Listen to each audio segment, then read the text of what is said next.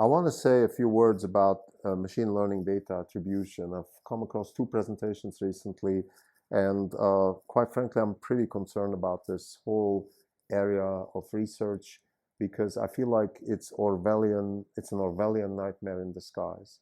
The people that I've met that are working on this, to me, feel like enjoy dictating their own ideas about the way the world should work. In other words, they're either fascist or communist, depending on which side you want to look at it. Same thing for me. They have the audacity to think that they can decide what is and what isn't. Here's the problem. The problem with machine learning data attribution, it's a good problem. It's a real problem. It just means that you want to know why a model is doing what it's doing, right? And it's good to know that. Interpretability is important.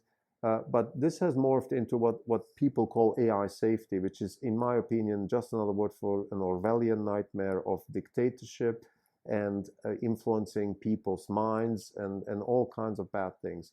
It goes back to the days of curation during COVID.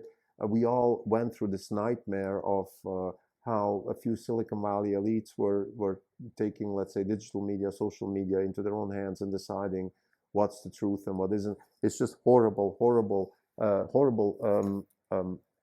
bad development. And this whole machine learning data attribution research, in my opinion, goes into that direction. Now, the proponents of it, what they say is, they say, look, we're just, we want to avoid, let's say, we want to avoid an artist that doesn't want their poems or their paintings being used by a model when the model generates something. Or we don't, or even worse, they say, oh, we don't want terrorists to learn how to make bioweapons using our model. Okay, maybe those are legitimate ideas, but that's not why they're doing this. Why they're doing is because they want to influence, they want to push, their agenda, which is often a woke agenda. But by the way, this can go both ways. Today it's woke, tomorrow it can be on the right wing also. We had our nightmares with Homeland Security and all that, disaster in the early 2000s under Bush. Now we have the woke problem. It's the same thing. Both sides of the aisle have this fascist tendency to tell us how we should think and what we should do. So this ML data attribution people have that same attitude.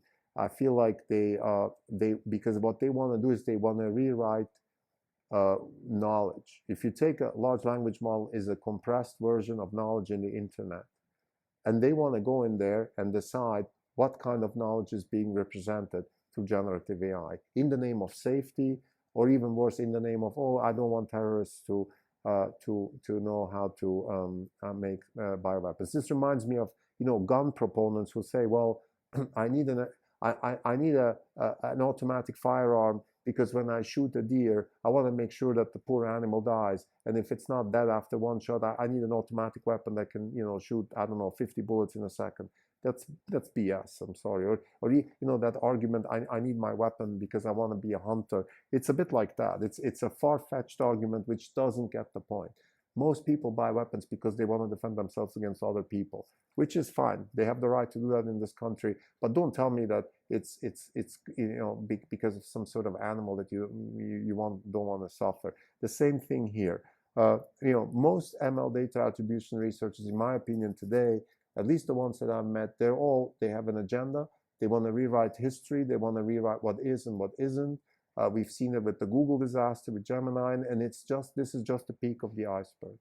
So my appel here, this is an appel at the machine learning community, at the AI community, at the science community as a whole. It is, please refrain from rewriting history. We can do research, we can do safety research, safety as in we don't want wrong information.